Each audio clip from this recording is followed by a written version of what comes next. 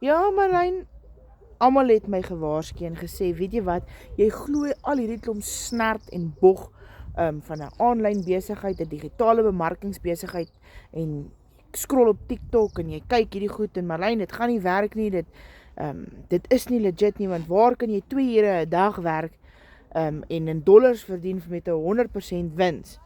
Dit is 'n klomp gemors en weet jy wat? Ek het nie geluister nie.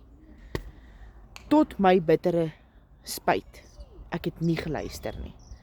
Maar ek het besluit, ek gaan nie my ore uitleen vir ander mense nie. En ek het op elke donderdag is daar gratis webinars. En dit begin 7 uur en ek het besluit ek gaan 'n webinar 7 uur insit want ek wil vir myself gaan kyk. En dit het my lewe verander.